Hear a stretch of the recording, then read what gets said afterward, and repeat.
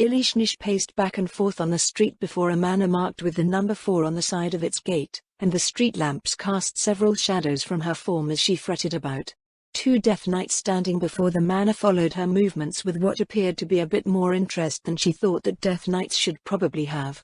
Beyond the gate, the manor appeared well lit, and 1 or 2 figures could be sensed moving within. The building was the city manor of her new liege, Baroness Ludmilla Zaradnik. If one made comparisons to the other noble manors nearby, they might say that it appeared just as welcoming, save for the 2 Death Knights looming at the entrance. Was it safe to go in, or wasn't it? Human customs were hard enough to understand without such mixed signals being displayed. She continued hovering around the entrance, divided between the idea that she would be able to enter in one piece or end up in several pieces on the street by attempting entry. The day after receiving the message from the Adventurer Guild, the human noble had literally run, back to Iranthal. Ilishnish was due to attend the Justice Dragon Dojo that same day, so she had gone on ahead on her own. Before she departed that morning, Baroness Zaradnik left her with instructions to report to her manor for night lessons. Unlike other humans, this one used a ring of sustenance in order to forego sleep. It wasn't something that Ilishnish would ever consider using her own for, but she supposed that mortals might want to make the most out of their pitifully brief lives. The sound of light steps over the cobblestones alerted Ilishnish to the approach of someone down the empty street. She turned her head towards the source of the sound and, after a minute, a human female in unassuming robes appeared around the bend. Ilishnish froze and waited for the approaching female to enter into one of the manors between them, or perhaps disappear into another lane, but she came all the way up the street. The human started when she nearly bumped into her. "Oh. My apologies," the human said. "I didn't notice you there. I suppose it's been a long day." "It's all right." She was about as weak as the average human in the city, so there was no way she could have detected Ilishnish from a distance in these conditions. The human turned to enter the manor in front of them but stopped when one of the Death Knights raised its hand. Ilishnish awaited some horrible fate to be visited upon the fragile woman by the towering sentry, but the human instead approached the Death Knights with a friendly-sounding good evening and looked up as the one who had gestured leaned down towards her. After some incomprehensible exchange, the Death Knight pointed a wickedly gauntleted finger at Ilishnish, and the woman turned around to face her. "Do you have an appointment with House Zaradnik?" she asked. Yes I do," Ilishnish answered. "Baroness Zaradnik told me to come here for night lessons." "Night lessons?" The human looked her up and down. "I was not made aware of this, but I've been out since the morning. Might I have your name, miss?"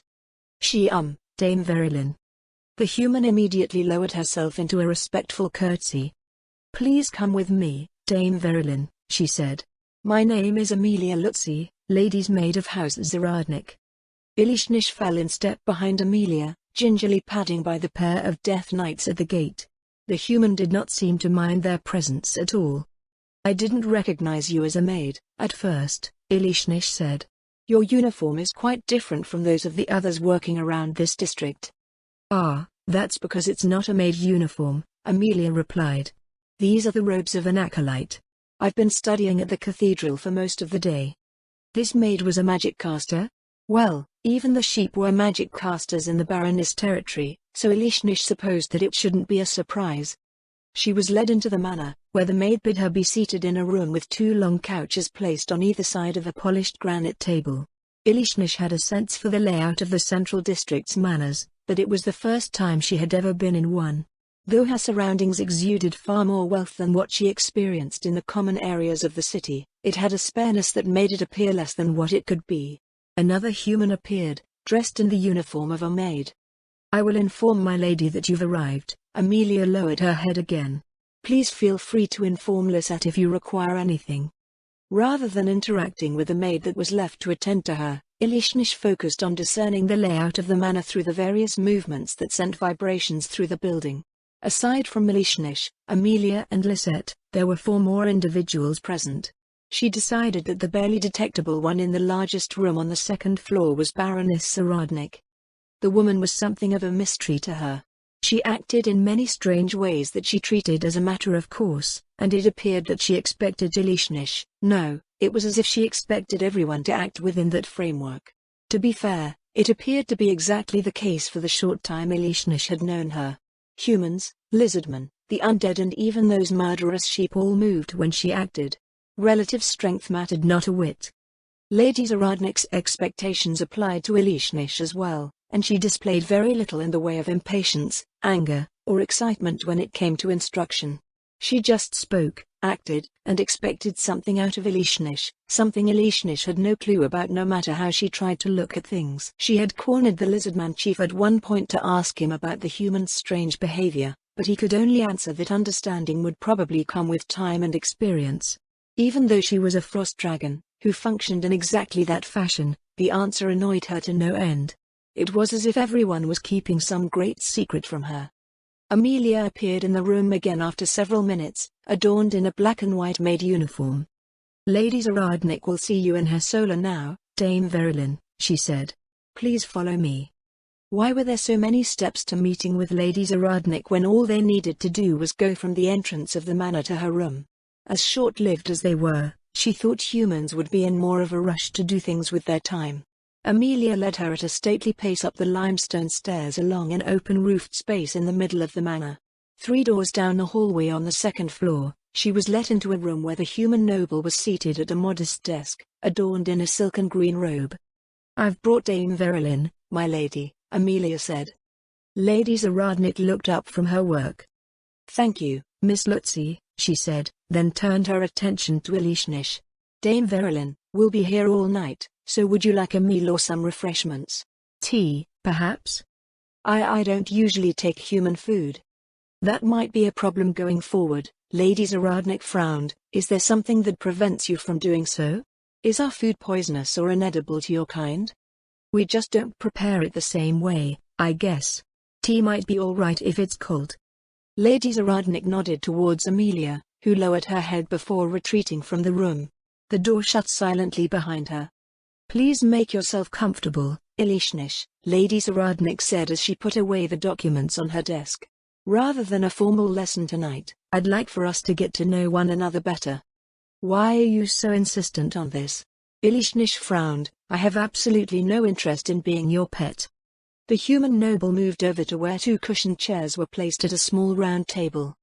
"Before that," Lady Zaradnik replied as she gestured for Elishnish to be seated, "you've become my vassal. Don't you think we should at least get along?" "Is that something required of a vassal? I thought what mattered was our contract." "You're right," Lady Zaradnik admitted. "All that is required to retain your title is that we uphold the duties and obligations that we owe one another, as delineated by our contract. I have only my own experience and the knowledge of the past to draw from, but the sort of relationship you describe is most likely the normal way to go about things. It was like that when House Zaradnik was a part of Rias ties as well. We were vassals of the king, but we barely saw our liege. It was more often that we interacted with the king's proxy in this duchy. As long as we upheld our obligations to the king, we retained our titles. There was no need for anything like friendship." Amelia reappeared with 2 skeletons, each carrying their own tea set on a tray. The maid retrieved each in turn, laying them down on the table. "Mrs. Rowe was a bit confused about the request for cold tea," Amelia said as she poured out their drinks. "She ended up making a different sort of cold beverage that she picked up during her travels. I guess it's something like cold herbal tea?" A grassy scent rose from Elishnish's teacup. It wasn't an inherently enticing aroma to a carnivorous dragon. "We'll take our time with this," Lady Zaradnik told Amelia. "You should get some rest. You have another early day at the cathedral tomorrow." "Thank you, my lady." After the lady's maid shut the door behind her, Lady Zaradnik resumed speaking as she nursed her cup in hand. "Perhaps you're right, and I'm just being selfish. The life of a noble is a lonely one, and friends are few and far between." "I can't really understand that," Elishnish said. "Frost dragons are solitary by nature. If you're looking for companionship, then why not pick someone out amongst your fellow humans?" "I do have common acquaintances," Lady Zaradnik replied, "and some I do consider friends, but they are not noble friends who can relate to a noble's life. There is always a degree of separation between us because of this." "Then make some noble friends." "I'm trying to make one right now," the human noble smiled slightly. "I do have a small group of noble friends, but I've run out of avenues to pursue." "Why is that?" Elishnish asked. Simply put, Lady Zaradnik answered, the other nobles fear me. If I were trying to explain it at length, the duties of frontier nobles are distinctly different from that of regular nobles. To them, we are as much of a threat as the threats that we protect them against. They're comfortable with our existence when there is distance between us, but in person, well, you can probably sense how strong I am compared to the other nobles in this district. Combined with my right to the legitimate use of violence, you might be able to see where that may lead the thoughts of others. Ilishnish slowly nodded at her words. The other nobles that she had seen in the district were almost uniformly weak, indistinguishable from one another in terms of raw strength. Baroness Zaradnik could easily fight them all at once and win without taking much damage, if any. So something like prey animals when confronted by a powerful predator. It's not as if I have a desire to harm them, Lady Zaradnik said, but the feeling you describe is probably just that. I suppose they would not be wrong to think that way. I would be obliged to enforce His Majesty's will should they run afoul of it. I can't imagine that they would do that, Ilishnish snorted. The Sorcerer King has absurdly powerful minions, why would one ever think to oppose him if they are aware of this?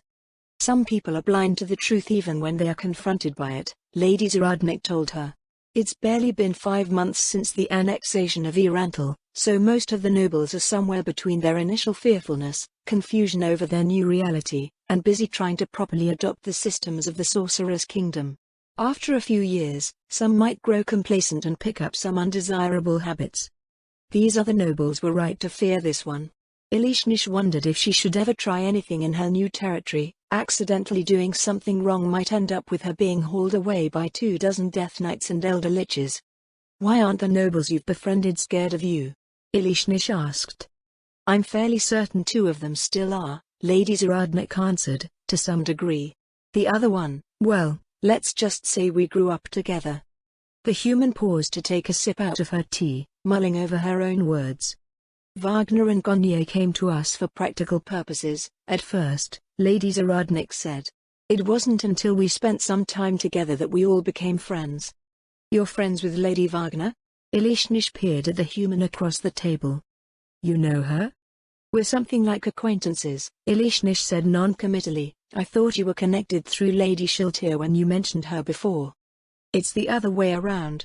Lady Shiltir was acquainted with my friends through me. They all have business related to her, and it seems that they're all getting along well. You're getting along well with Lady Shiltir too, by all appearances. She's mentioned you a few times, now that I've figured out who she was talking about. Ilishnish wondered what sort of trials the human had gone through to enter into Lady Shiltir's good graces.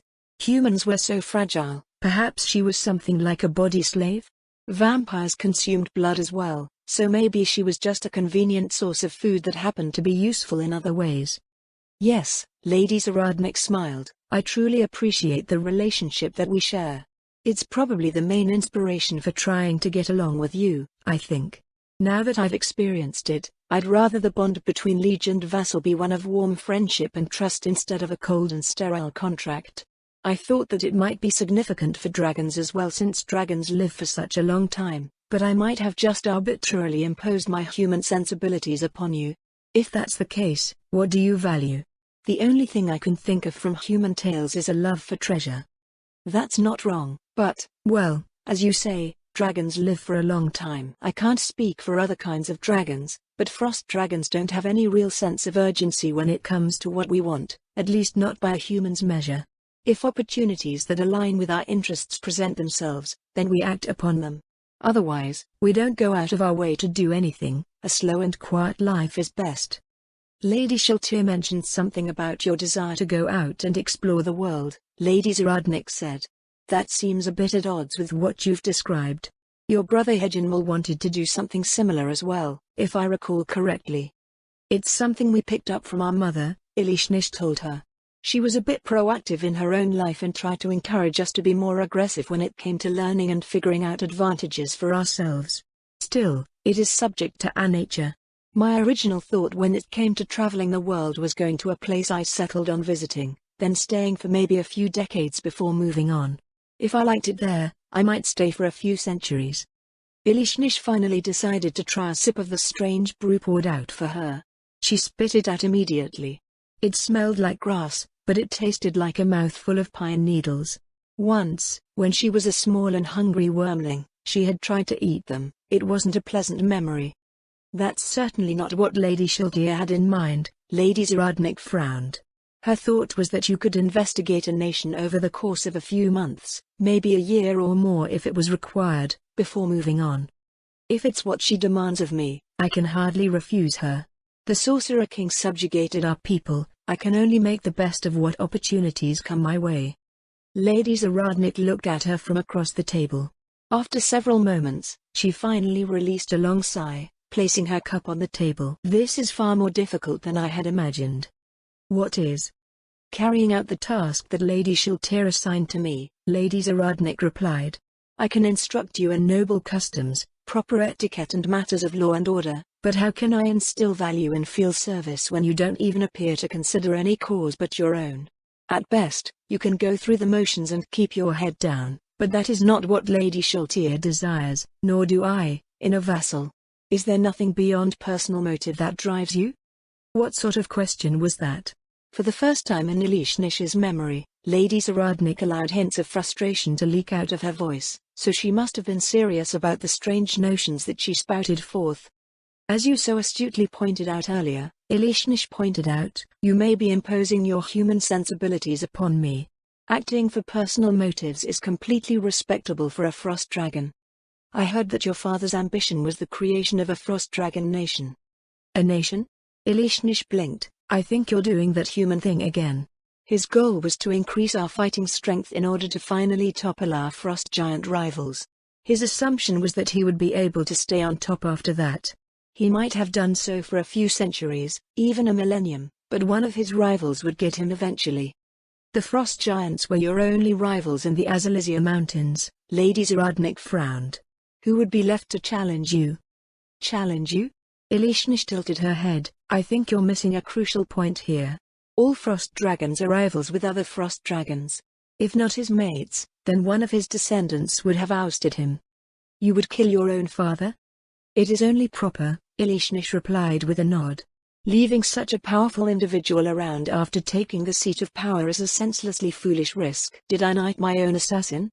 After their discussion from the previous night, she couldn't help but think that Ilishnish might get it into her head to oust her from power one day. Watching her haggle with a magic item merchant in the main plaza, she seemed the furthest thing from a selfish and heartless being. Her silver eyes sparkled in the morning sun, and her frost-white hair glistened like waves of silk as they bounced with her animated gestures. Contrary to how she expressed herself earlier, Ilishnish's behavior fit in seamlessly with the market crowd. Ludmilla wondered how the merchant would feel if he realized that he was not up against an exotic-looking elf, but a 10-meter-long frost dragon. Ilishnish hadn't even expressed the slightest sense of guilt over the idea that she might have killed a member of her own family if her life had gone on as it did before they were all subjugated by the Sorcerer King. It was perfectly normal and expected, and she took pride in many things that Ludmilla felt were reprehensible. Frost dragons were not social by nature, so she could not even make use of rough societal parallels to relate to her as she did with Chief Issess and the Lizardman. The spectacle at the merchant's stand ended, and, with a radiant expression, Ilishnish came over with her new purchase cradled under one arm. Her dazzling beauty drew looks of admiration from the surroundings, and she seemed to bask in the attention rather than shrink away from it like Ludmilla thought she might. Braces? Ludmilla looked down at the frost dragon's prize. Lesser braces of armor, Ilishnish held them out proudly. I've been waiting for something like this to show up for a while. They even included magical dye to recolor them. I wasn't aware that you could equip something like that, Ludmilla said. Our lore is distinctly absent of your kind running around wearing something. It wasn't until I started working with Lady Shiltier on the transportation network that I realized that you could wear anything at all. Up until recently, Ilishnish replied, I believe my brother was the only one that used any equipment. I still have no idea where he found those spectacles from. Weren't draconic senses supposed to be tremendously keen? Ludmilla tried to imagine Ilishnish's true appearance wearing spectacles, but she couldn't figure out how they would fit. Ilishnish moved out of the street and into an alley to stop and try her new items on. I'd have thought the dwarven capital filled with items you could wear, Ludmilla said. Did no one even bother trying? Well, my father moved in some time after the demon gods forced the dwarves out. By the time I hatched, it was pretty much stripped of valuables by the Quagga.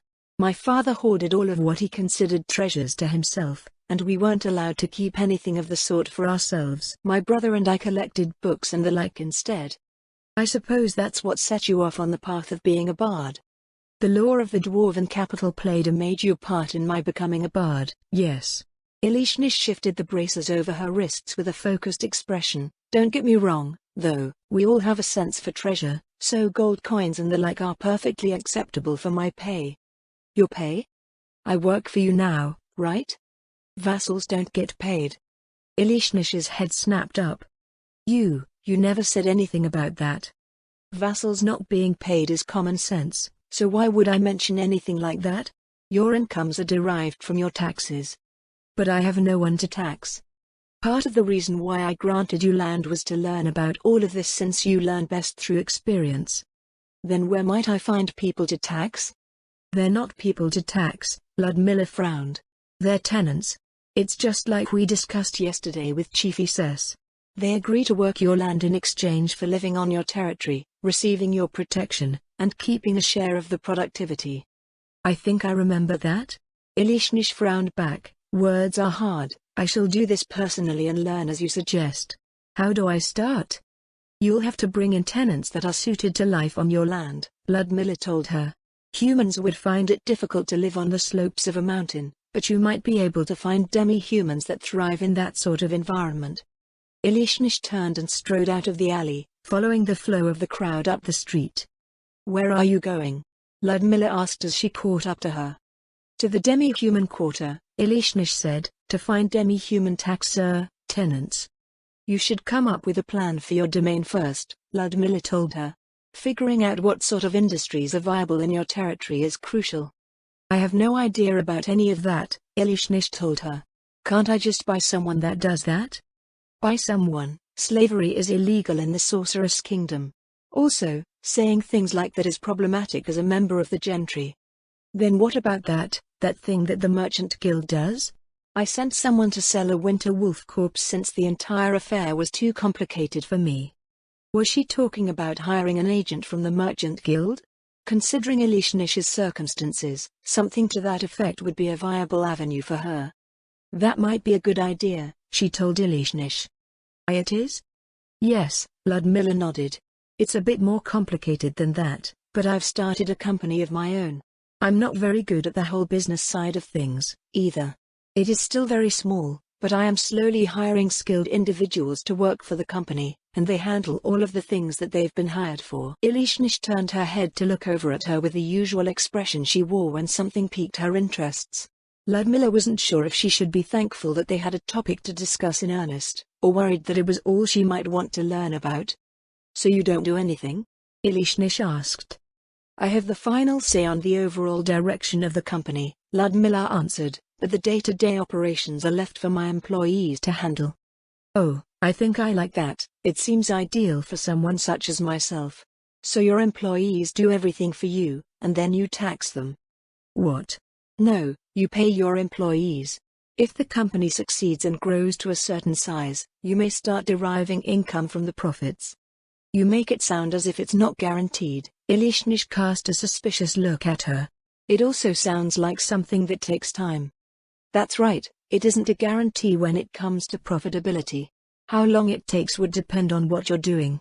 The company that I started has a lot of research and development involved, so it will probably be a long time before it grows into something comfortably profitable. You don't have to start something so complex, something simple would be easier to understand. The mountain that I granted you is as large as Warden's Vale, so it shouldn't be hard to form a company that at least turns a small profit. Then what would you do if you were in my position? Well, I'm used to thinking a certain way, so something like a ranger company immediately comes to mind. It's something I'll be doing in the future for myself as well, but as part of a larger plan. What would this ranger company do? Tasks revolving around the management of a healthy forest. Trimming old growth, keeping animal populations in check and foraging for various goods that can be found on your land like fruits, spices and herbs. Everything they collect as a result can be sold at the markets in the harbor town. The remainder from what you pay your employees would become your income unless there's some aspect of the company that you'd like to improve upon that requires funds. Is this any different from having a small tribe move in that serves you? In exchange for their continued existence, the Quagoa provided my father with their treasures. I believe this arrangement is something like what you describe, except there is an additional step involved in obtaining gold coins. Ludmilla tried to ignore the casual way in which she described the arrangement, focusing on the elements she could use to relate to her vassal. A tribe living on your land needs to survive off of it somehow, so you would need to find some way to turn their excess population to productive work to make up for the loss. As an alternative, the families of your company employees could live in the harbor town while they work in your territory, reducing the burdens on your land. They would likely prefer that in the future, since the town is already close by and will have the infrastructure and facilities that a small hamlet does not. That makes sense for me, I think, but how do you benefit from this? They would pay a lease for living in the harbor town, contribute to the local economy and help grow the population. So I won't owe you any strange favors for this? If you were a regular noble, Ludmilla said, I would be taxing your incomes. In the case of a knight, their incomes are meant to support their military contributions. I don't mind keeping it that way for you, as long as you uphold your obligations. Failure to do so will force me to re-examine our relationship.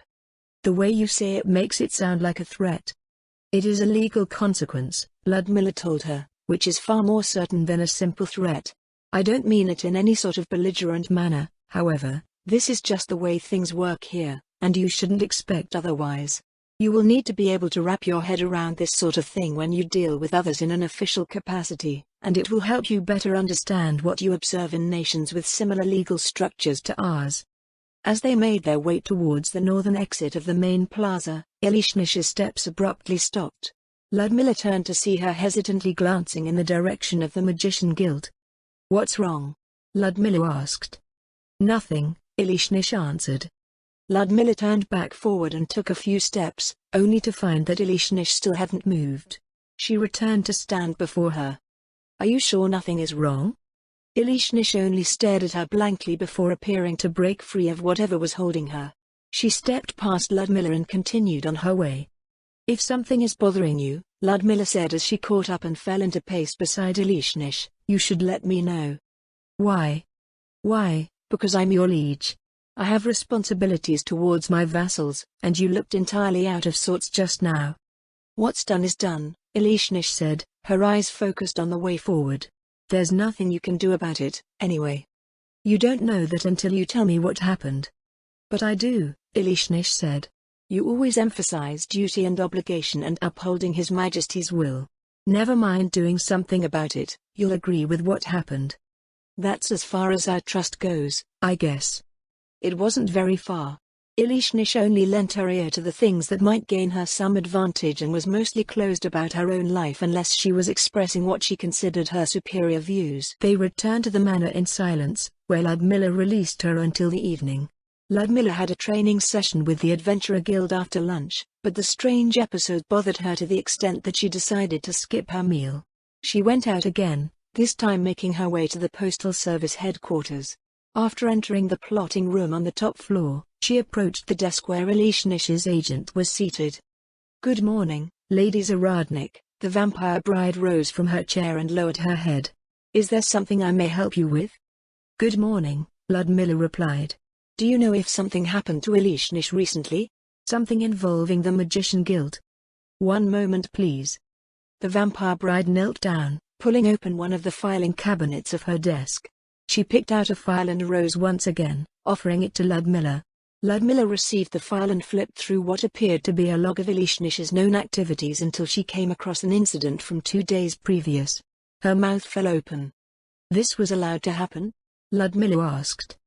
The reasoning appears sound, the vampire bride said. Is there a problem? This is a huge problem. Ludmilla told the vampire bride, who was consulted for this verdict. No one was consulted. It was a result of the appropriate procedures being carried out. Ludmilla smoothed away her irritated scowl before reading through the reports again. There was one from the vampire bride agent, as well as one from the judiciary. Ilishnish had gone to seek the services of the Magician Guild to determine the value of her eggs, after which she was reported for attempting to sell them. She was found innocent of theft, but the eggs were identified as valuable research materials and seized. The reasoning was that Elishnish was a subject of the Sorceress Kingdom, and property and belongings of the Sorcerer King's subjects were ultimately the property of the Sorcerer King. While this was technically true, no one in their right mind would consider doing such a thing, as it would undermine the faith of the people in the administration. More to the point, it was a brazen act of tyranny that went in the exact opposite direction of the Sorceress Kingdom's overarching policies when it came to how it would be perceived as a nation. "Where is Lady Shiltir at the moment?" Ludmilla asked. The vampire bride pointed past her shoulder. Ludmilla turned to find Lady Shiltir directing some vampire brides to retrieve various documents for her. Thanking the vampire bride for her assistance, she went down beside the plotting table to speak to her liege. "Good morning, Lady Shiltir." "Good morning, Lady Zaradnik. You have a very rare look about you today.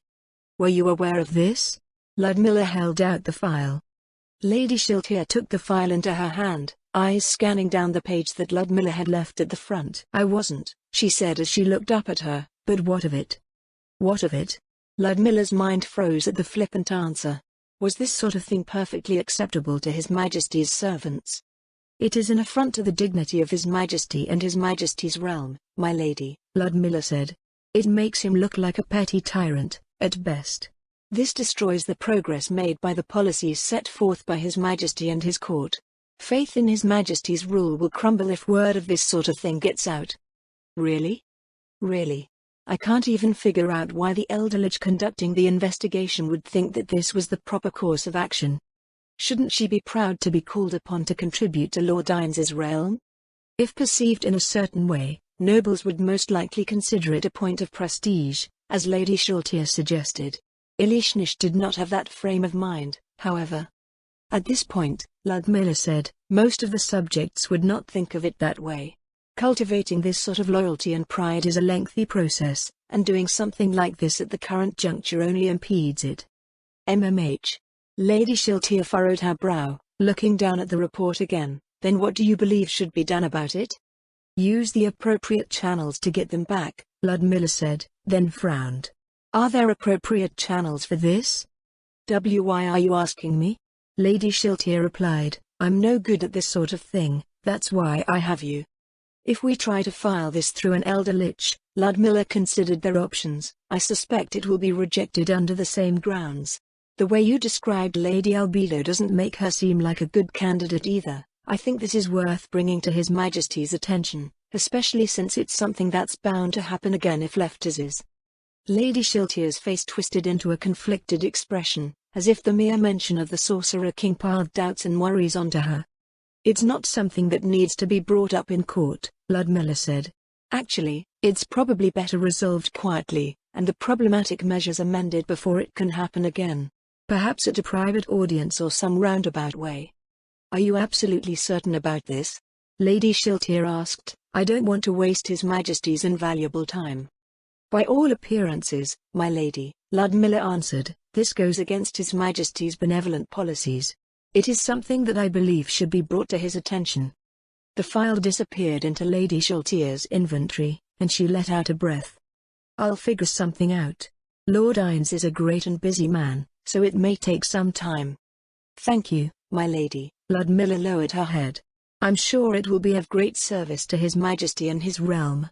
Elishnish will be especially pleased." "Have you made any progress with her, by the way?" Ludmilla hesitated for several seconds, unsure how she should answer. It's really beginning to sink in how different dragons are from humans," Ludmilla said. "I don't mind accommodating her way of learning, but I feel like there are some things that just don't mean anything to her at all. From what I've seen of her so far, she's entirely self-serving and places no value in service or loyalty. Fear and greed are the only things that seem to motivate her. How did Lady Aura go about making Heginmol her companion?" "She put the fear of death into him, I believe," Lady Shiltir replied lightly. "Have you considered that the approach you take with your regular vassals is not suited for a frost dragon?" "I thought about giving her a poke more than a few times," Ludmilla smirked, "but something tells me that it's not a good idea. If she's to be what you envision for her, Leaving her with a memory filled with grievances doesn't seem like a good way to secure the cooperation of an immortal being that remembers absolutely every experience in perpetuity. For now, I believe I can move forward with teaching her most of what you need for her work in the Empire, but gaining her trust will probably be a long and involved process. If you insist on conquering that route, Lady Sheltier told her, have you considered speaking with her family? Her family? Ludmilla snorted. She appears entirely devoid of familial instincts. She told you that? Her brother doesn't seem that way. Really? Really? When Lord Ines went to confront his father, Heginmil begged him to spare his mother. He also expressed concerns over Ilishnish's well-being since her arrival, several times, in fact. Then I suppose I should go visit him, Ludmilla said. Thank you for your advice, my lady. Good morning, Lady Zaradnik. Good morning, Ludmilla returned the vampire bride's greeting. I'm here to see Heginmil. Is he available at the moment? The vampire bride went from the post office counter to the warehouse behind, stopping to look up at a board on the wall just past the doorway. After scanning the board for a few seconds, she beckoned for Ludmilla to follow. He's currently in his quarters, my lady, the vampire bride said, but I'm uncertain as to his availability. Please come with me.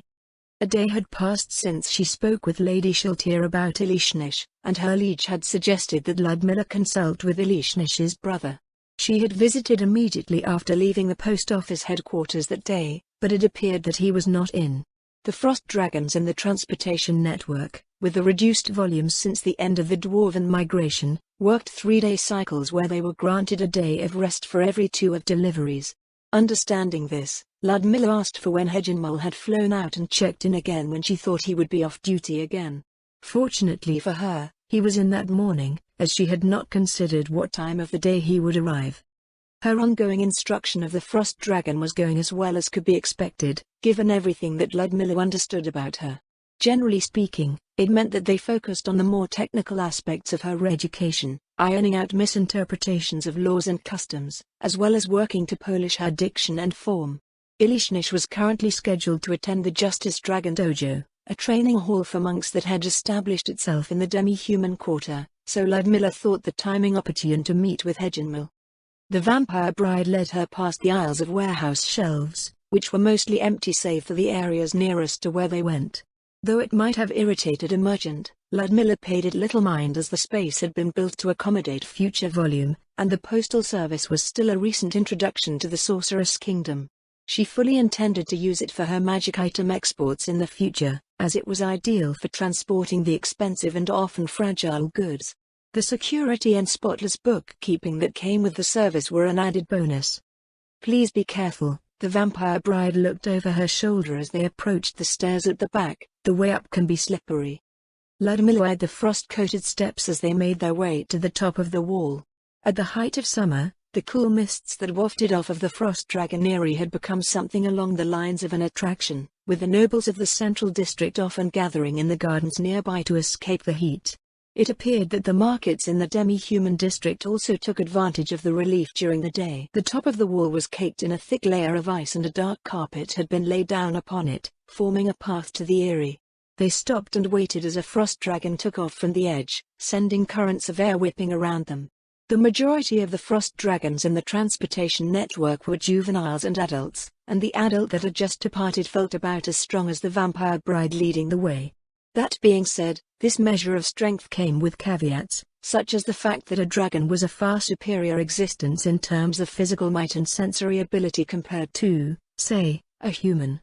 They continued on their way into the eyrie, which had been recently renovated by a dwarven company that Ludmilla one day hoped to hire for work in her domain. The bright limestone masonry of the building did not compare to the unbelievable craftsmanship that she saw in Theo Burkana's palace quarter, but it was still far superior to what human hands could achieve. They followed the 4-meter-wide arcade past several doors facing the outer edge of the wall before the vampire bride turned to knock lightly on one of them. A great clamor arose through the iron-bound pine door, sounding suspiciously like a cascade of parchments and books. Who is it? A timid voice issued thinly from inside. Though it was clearly male in tone, its quality immediately brought Ilishnish to Ludmilla's mind. Had she not known who she was visiting, Ludmilla would have probably still drawn the connection between them. You have a visitor, Hedgenmill, the vampire bride said. Baroness Ludmilla Zaradnik. Baron A. Noble? Several seconds passed in silence. Just a moment, please. More sounds issued from behind the door, clearly that of books and parchment. It went on for some time until a mournful cry came from across the door as something heavy crashed onto the floor. It continued for some time and, eventually, the door opened a crack. A turquoise eye peeked out at them for a long moment before the way to the room was opened fully. The head of a pudgy-looking dragon poked out and sniffed at them.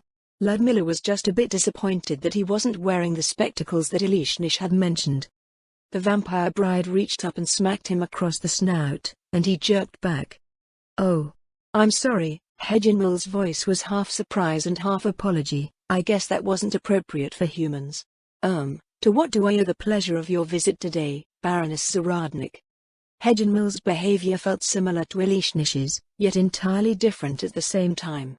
His polite mannerisms caused Ludmilla to wonder whose conduct was normal for frost dragons between Hedgenmill and his sister. Meeting his gaze, she addressed him with a firm voice. "I've come to see you about your sister, Elishnish." Elishnish. Hedgenmill looked down at her worriedly. Did she get herself into trouble again? But why would a noble? Wait, she's not dead, is she? I've read that nobles like hanging people. How had he come to that conclusion? How did one hang a 10-meter-long frost dragon, anyway? Wouldn't she just fly off with the gibbet?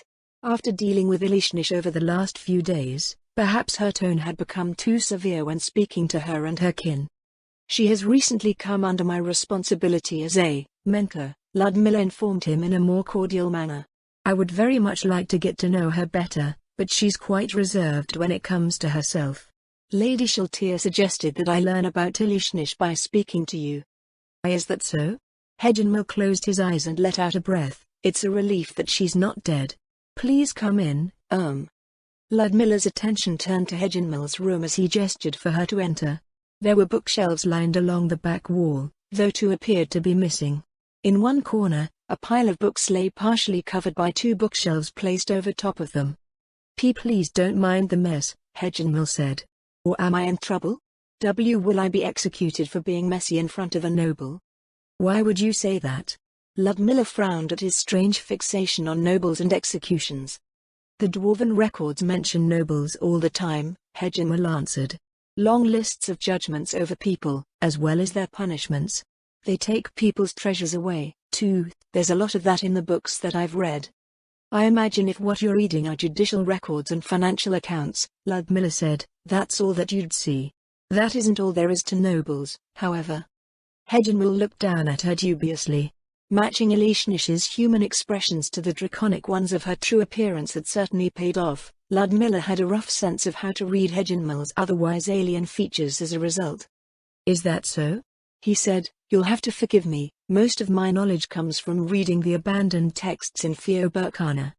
Hedgenmill shifted backwards to make way for her entry, and Ludmilla turned to nod and smile at the vampire bride in thanks before heading in and closing the door behind her. "Oh, I'm sorry." Twin globes of soft turquoise light looked down at her. "There's no light in here. Humans need that, don't they?" "It's all right," Ludmilla replied. "I can see just fine in the dark." To make her point, she walked straight to the single chair placed in a corner of the room and sat down. She instantly regretted it, as her skirts offered no protection against the frozen chair. She rose and drew her mantle about herself properly before reseating herself. "I'm sorry for the lack of hospitality," Hedgenmill said. "Perhaps I could borrow my mother's tea set." "There's no problem at all," Ludmilla told him. "If you don't mind, I'd like to get down to the matter at hand." "Of course," Hedgenmill nodded. "How may I help you?" He plopped himself down on the floor, blocking the view of the mess in the corner with his body. His apparent sense of shame had Ludmilla once again wondering why there was such a stark difference between the way the two siblings behaved. Was this the deviancy that Elishnish mentioned? "This might sound a bit strange as an opening question," Ludmilla said, "but between you and your sister, who behaves more like the average frost dragon?" Hedgenmill furrowed his brow and tilted his head. He shifted his mass and settled his wings over his back.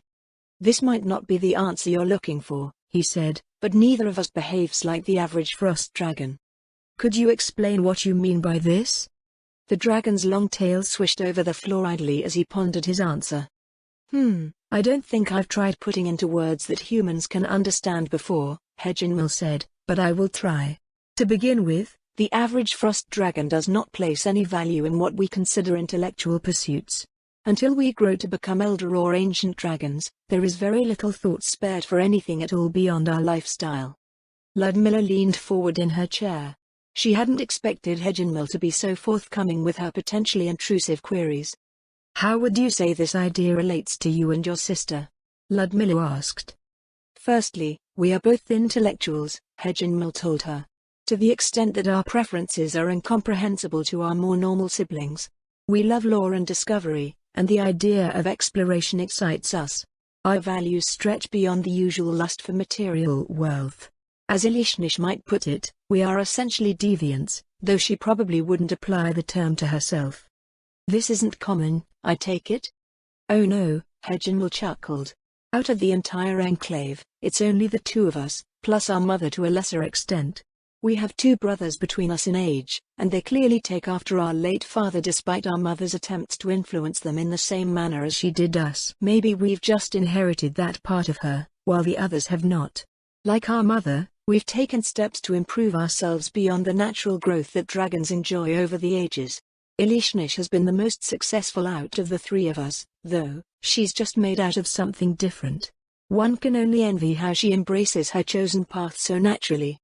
The way you speak of your family seems a lot more human-like than Elishnish, Ludmilla noted. Lady Shaltir mentioned something about you interceding on behalf of your family in the past, as well. Elishnish doesn't seem to express the same care for her family that you do. She doesn't? It doesn't seem like it when I speak with her, Ludmilla said. Heginmil tapped his claws against the ice. Ludmilla wasn't sure what it meant, but the action made her keenly aware of how vulnerable she was in his quarters. She sensed that the dragon before her was roughly as strong as the one that had departed from the wall. He was stronger than she was, but she could probably last long enough for help to arrive. Unfortunately, they were also in a closed room, and his breath attack could turn the space deadly cold in a matter of seconds. He would just need to freeze the door shut with it. He raised his claws to his mouth and cleared his throat in a rather human-like gesture. If you don't mind, Heginmil said, could you start from the beginning? If you have some knowledge of frost dragons, you'll understand that our minds do not function in the same way as many other living things do, even those of other dragons. Starting from the middle of a verbal account without any understandable reference to work off of is about as meaningful to us as a snowflake on a glacier. Ludmilla settled into her seat and started to relate her experiences with Elishnish. How they came to be together, their current relationship, and the various problems that came with mentoring her. She listed off several statements from Elishnish, including her willingness to murder her family members. Heginmil did not interrupt her as she spoke at length, quietly listening to her with the same, strange sort of focus that Elishnish sometimes had when something particularly interesting came to her attention. He did not display any discernible reaction to any part of Ludmilla's account, giving her the impression that he, too, perceived everything that Elishnish believed as normal. I believe you are misunderstanding a few things, Heginmil said a few moments after she finished. Or more accurately, a human may lack the means to understand. This is what I think is happening, going by your account. Elishnish does indeed care dearly for her family, at least as much as I do. Probably much more. Perhaps this is something only a dragon can recognize, but she is probably your equivalent to a warm and affectionate little sister. You're right. Ludmilla wasn't sure how to react to his statement. I don't understand. How does the willingness to murder your family members translate into being warm and affectionate? Would it make any sense if I said that this is the world that we live in? Heginmil said, dragons, compared to most other species, are not only singularly powerful beings, but live very differently than other peoples. The way that we perceive things is beyond your understanding, as are certain things that we understand. I don't mean this in a derogatory sense, of course, it just is. In lacking this same comprehension, others can only see us for what we represent to them. It is a shallow portrayal of us, and is similarly shallow in meaning when it comes to concerns of a higher order. I feel like I receive all manner of cryptic knowledge along this vein these days, Ludmilla muttered. I'm sorry, Heginmil lowered his head. Understanding itself is a bit of a paradox, at least when it comes to rational human thinking. We just know. This aspect is a bit of a fruitless path for you, but I just wanted to let you know that it exists since you are taking care of my dear sister. That being said, we should focus on the things you can do something about, yes? Fair enough. Ludmilla sat back in her chair. What should I do?